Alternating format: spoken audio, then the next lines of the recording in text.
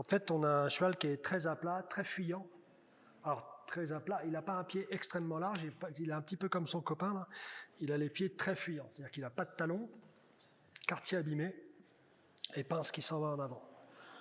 Donc je pense que la considération qu'on doit avoir sur un pied à angle négatif derrière, sur les postérieurs, elle n'est pas la même que la considération qu'on va avoir sur un antérieur, tout simplement parce que, on va dire, de façon un petit peu empirique, l'angle négatif est mieux supporté derrière que devant.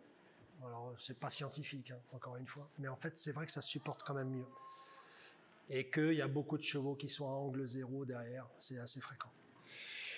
Mais lui, par contre, est trop bas, et on verra tout à l'heure si on a le temps. On a fait une vidéo, et ce cheval-là, il est moitié pas carré derrière, il a un limite boiteux. Et il a une démarche où il dévisse très très fort, et on voit qu'il a une longueur de pince qui est très très importante. En fait, quand on regarde comment il est fait, il a le jarret qui est un petit peu loin, et puis cette longueur de pince, cette proportion de longueur de pince ici, elle est vraiment très importante par rapport à son pâturon. Donc déjà, tout de suite, on voit que c'est un cheval qui a un pied qui est beaucoup trop long. Donc nous, pour l'aider, on a choisi hier en regardant, on s'est dit, bah tiens, on va lui mettre soit des fers à planche, soit des fers diplomatiques, pour l'aider à mieux fonctionner dans sa flexion réciproque. Hein, la particularité du postérieur, c'est qu'il y a une flexion réciproque qu'il n'y a pas à l'antérieur. C'est-à-dire quand je plie le boulet sur un membre postérieur, quand je vais plier mon membre postérieur, je plie le jarret, je plie la rotule, et je suis en tension sur l'appareil suspenseur, ce qui n'est pas vrai devant, d'accord?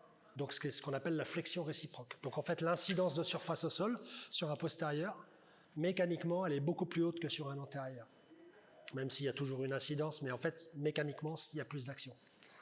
Donc souvent, ça répond bien. Voilà. On va le mettre correctement. Voilà.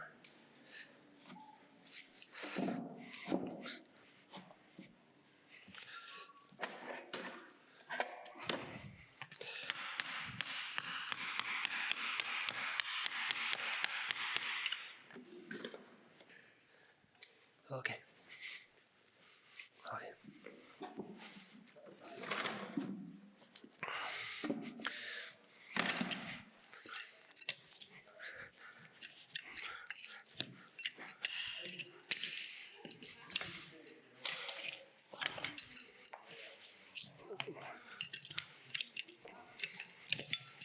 Ok.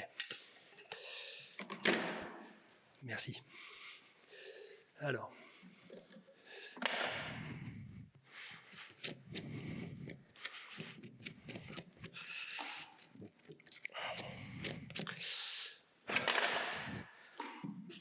Ok. Alors, je vais faire comme je fais à la maison. Hop.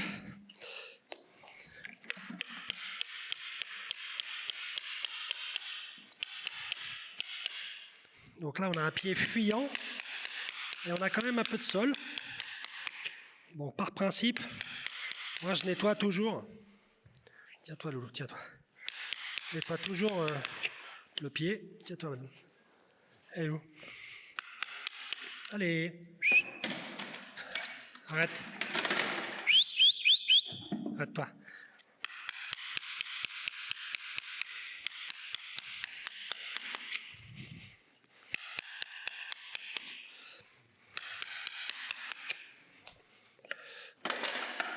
En fait, ce nettoyage, il est important parce que il va permettre de voir les jonctions.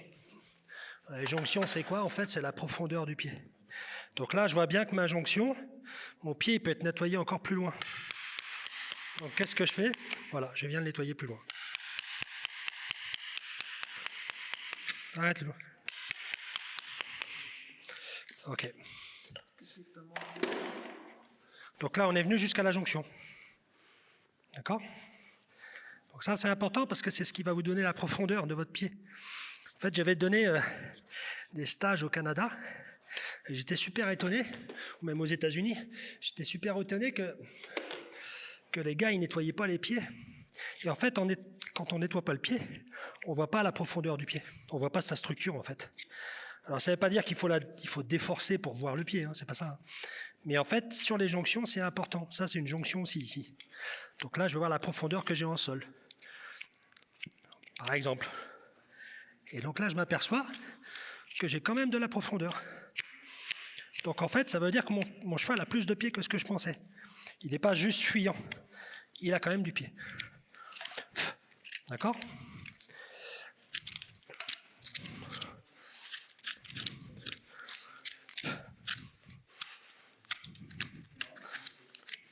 Il y a un peu de sol.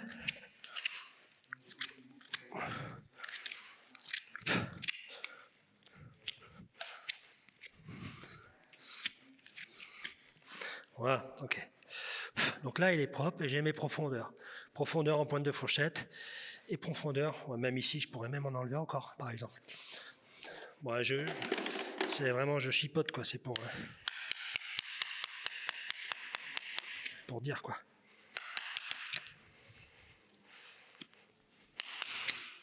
Voilà. Donc là, maintenant, une fois que j'ai ma profondeur, je vais pouvoir imaginer de rectifier mon pied au maximum sur ces points de repère-là. Parce que la partie saine, en fait, c'est la partie qu'il ne faut pas enlever sur un pied de cheval.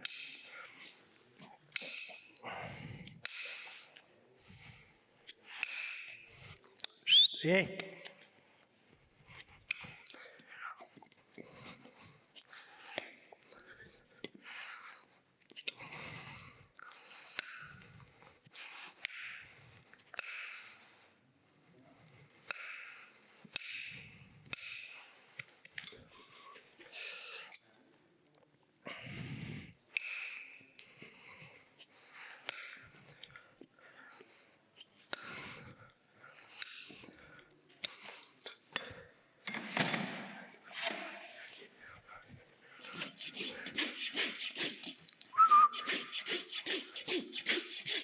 arrête.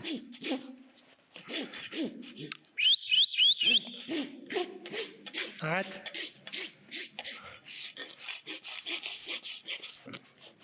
Voilà. Arrête. Donc là, j'arrive à la rosée. Et en fait, on a quand même un pied long. Donc c'est que le cheval, structurellement, il est déjà fait comme ça. En fait, on a beau le rectifier au max, et ben, on aura quand même le souci d'avoir un pied long. Arrête.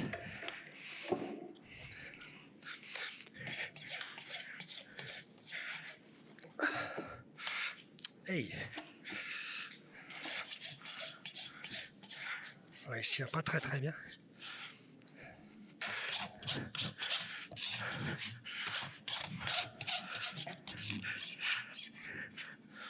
Ok. Hop là.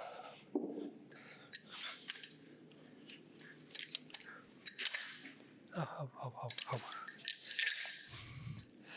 Donc ça, c'est un peu large. C'est un petit peu large. Ok, on va peut-être lui mettre ça.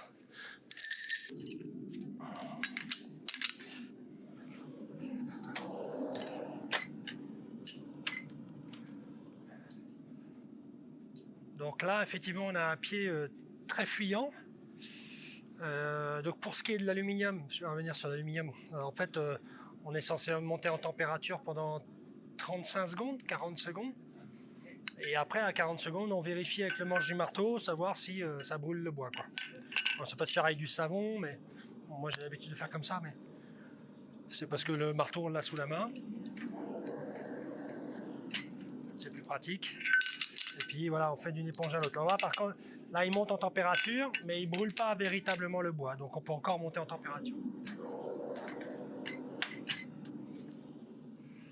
Alors l'avantage de l'aluminium sur un fer comme ça, c'est que si on fait le même en acier, on va vraiment avoir un fer super lourd, quoi. Parce qu'on a une grosse couverture, on a un peu d'épaisseur, et en fait on va se retrouver avec un point très important.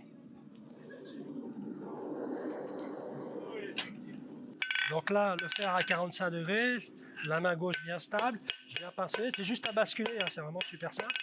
Et puis après, je viens avec le plat du marteau sur la base du pinceau, et je vais vers la pointe. Et voilà.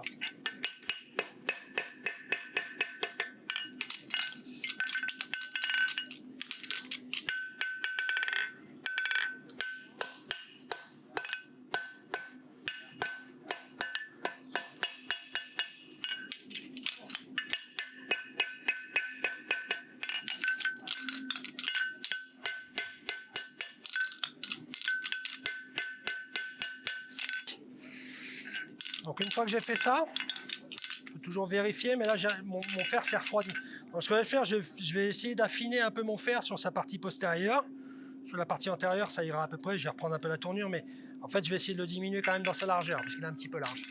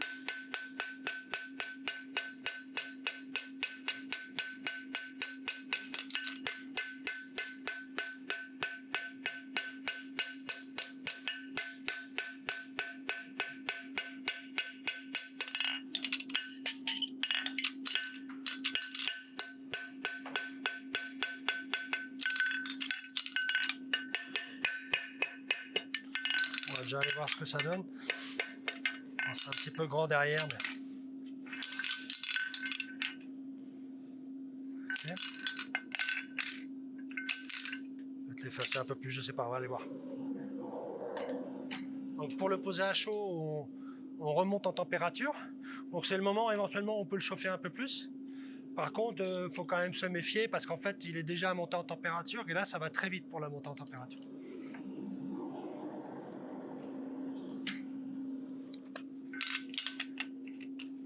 Voilà, donc là par exemple, c'est pas la peine d'insister. Là, ça va suffire.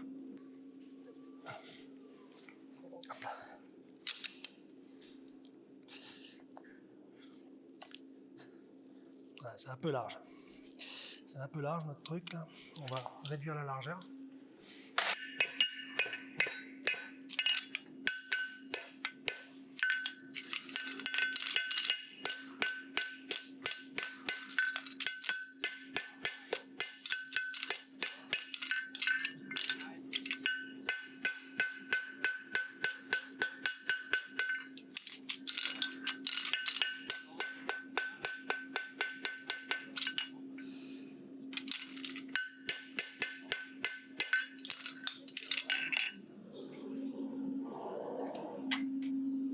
Alors c'est un peu le problème des fers fermés, c'est qu'en fait un fer fermé ça se raccourcit pas.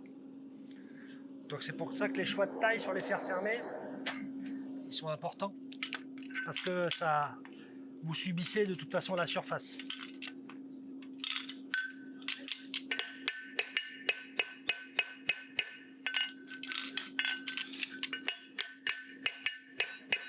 Là, il fasse un peu le départ de la lamelle.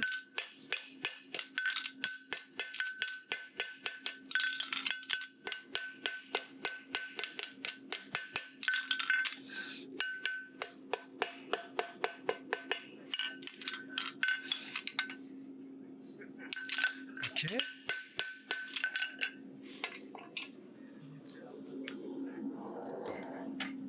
On monte en température. Donc là, bien sûr, quand le pied il est pareil court comme ça, on ne s'amuse pas à poser longtemps à chaud. Hein. C'est rapide, il ne faut pas rester longtemps, sinon vous le brûlez.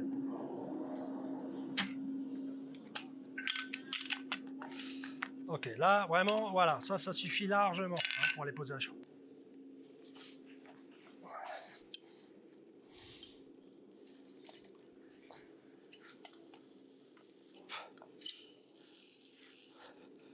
Très rapidement, je vais regarder directement mes contre-perçures.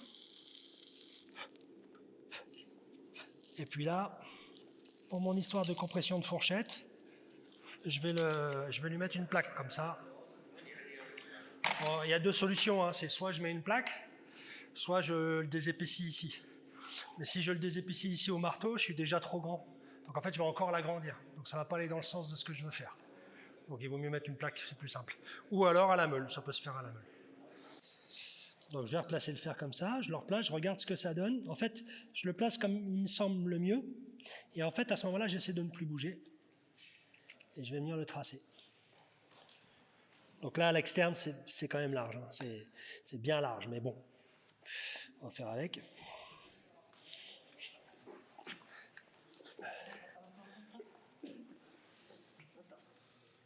Donc là, à l'interne, j'ai de la largeur. En fait, mon fer, il est un peu gros en couverture par rapport au pied. Mais par contre, en longueur, il est bien. Donc, je vais préférer faire quelque chose de large avec la bonne longueur que de vouloir faire quelque chose de mieux en largeur, mais en manquant de longueur. Donc en fait, là, aujourd'hui, lui, il a besoin de longueur. Parce qu'en fait, là, ça rajoute de l'épaisseur. Sous cet aspect-là, c'est pas ce qu'il y a de mieux. Maintenant, comme on a une compression de la fourchette, qui est vraiment importante, c'est pas grave. Pour cette fois-ci, on va lui mettre la plaque de cuir.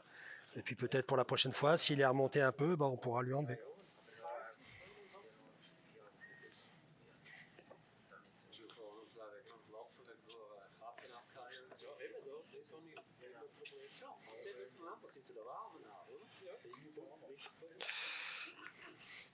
Ok.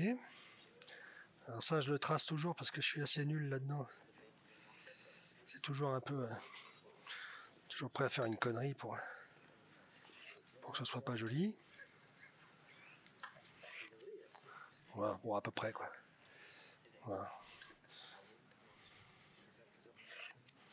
Ok. En fait, pour libérer cette pression-là, quoi. Après, l'autre solution, ça pourrait être aussi de juste découper cette partie-là. Puis le laisser plat ici, mais bon, on va découper la fourchette, ça va être plus facile.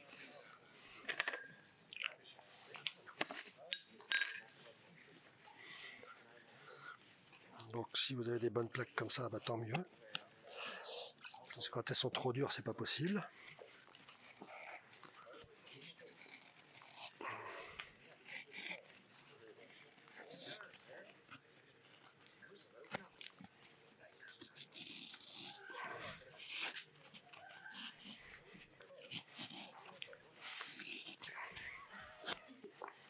Ok.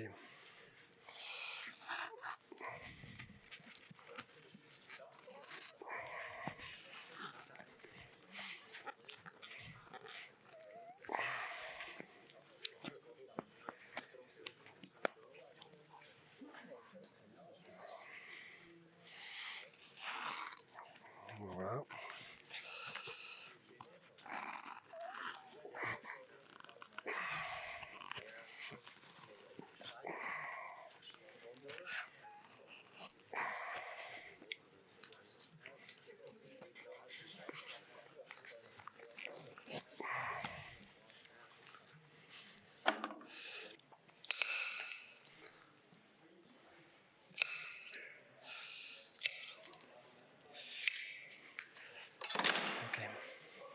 Et vraiment, on est quand même assez large. Hein.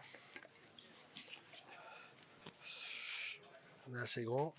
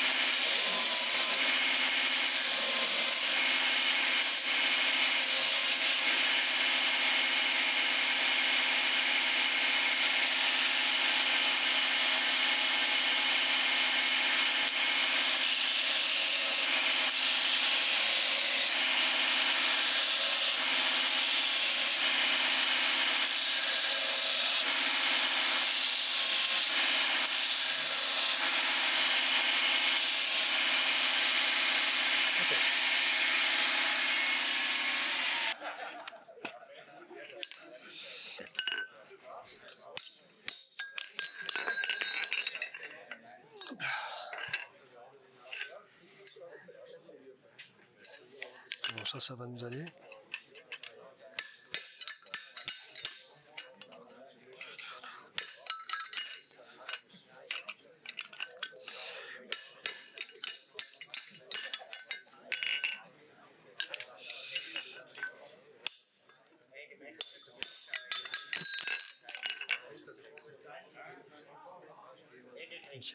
que ça redonne comme ça.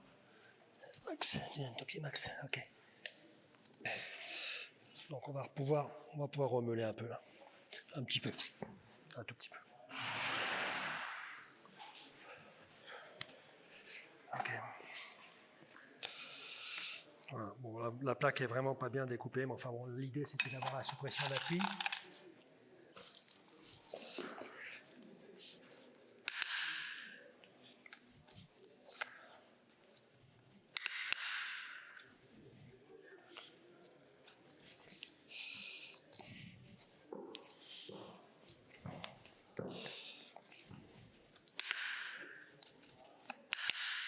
Non.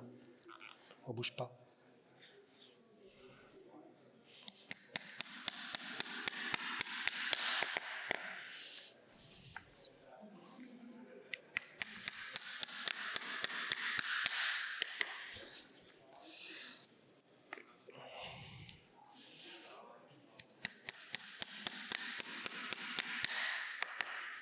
Non.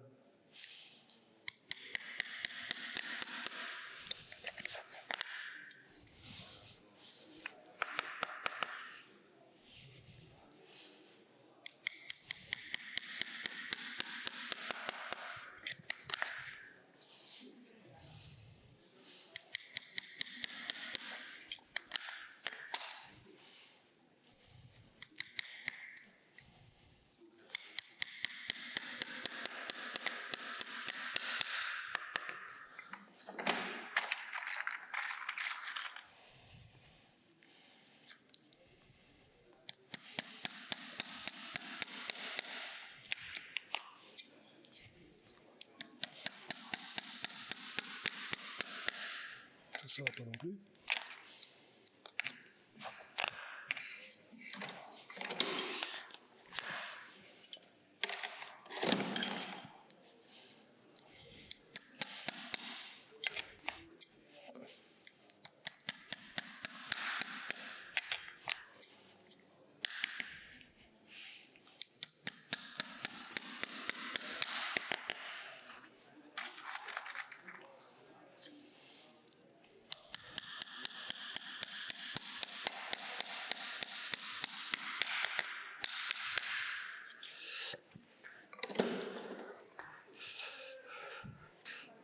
Le troisième interne qui est un petit peu bas.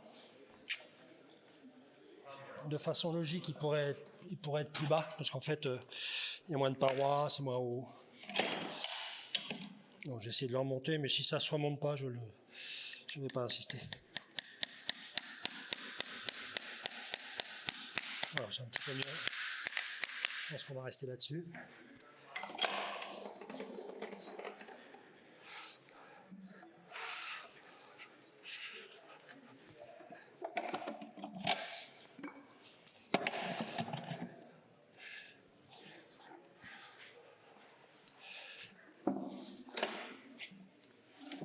Ok.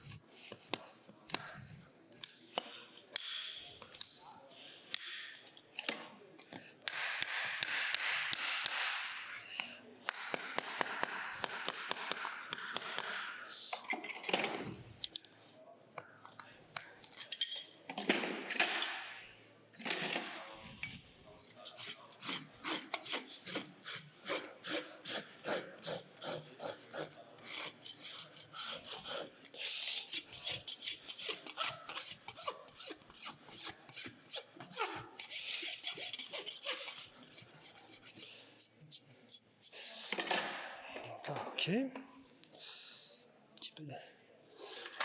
ma brosse, ma petite brosse, elle est là-bas. C'est même mieux parce qu'en fait,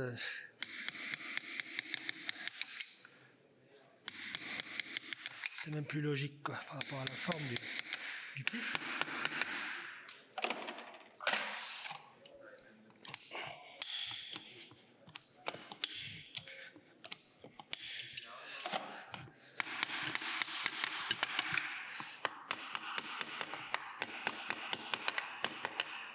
Celui-là, j'aurais pu le mettre plus haut.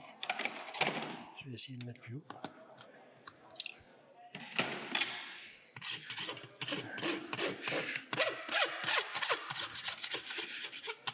Celui-là, je vais essayer de le mettre plus haut. Puisqu'il n'est pas terrible.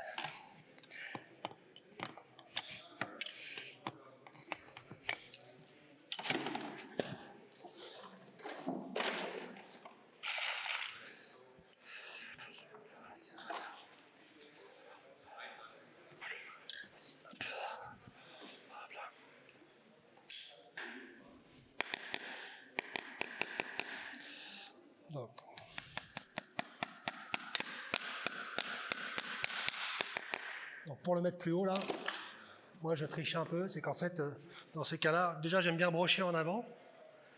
Je ne sais pas pourquoi, parce que je trouve que c'est plus efficace, ça monte plus haut. Et puis là il suffit juste de l'incliner tout petit peu vers l'avant et en fait il prend plus de hauteur, plus de longueur, quoi. Il est broché 2 mm en avant là, par rapport à tout à l'heure. Alors il est plus haut, mais en fait il est quasiment pareil, mais bon. Ah, c'est vraiment esthétique. Ce que je disais tout à l'heure, là j'ai les yeux qui voient moins bien les rivets maintenant. Donc là je fais des rivets mais je les vois pas super bien. Il faudrait que je mette des lunettes.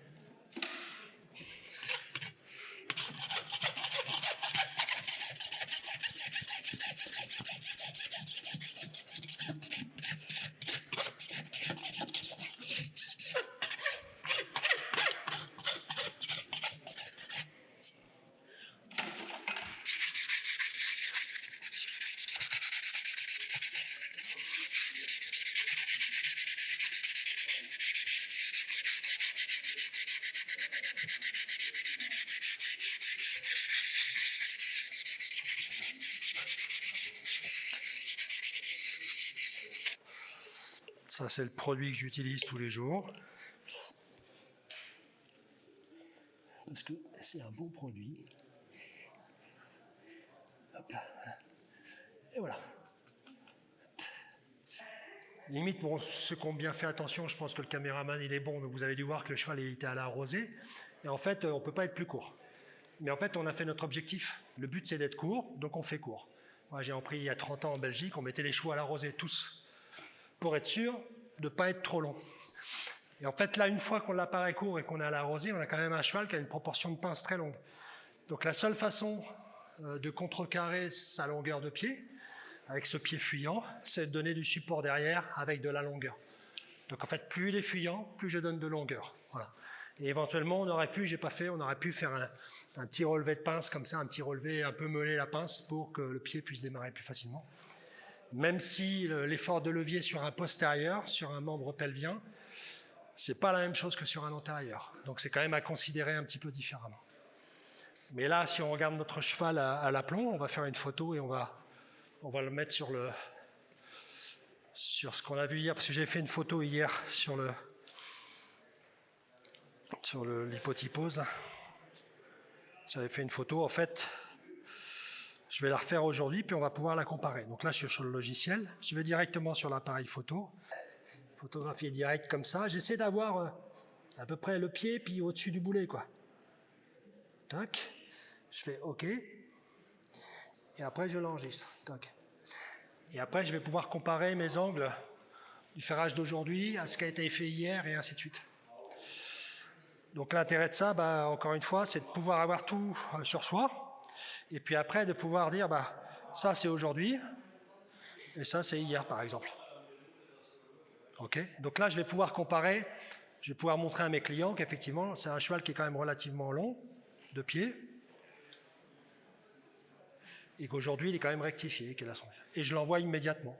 Si je veux faire mon rapport comme j'ai fait tout à l'heure, je peux l'envoyer immédiatement.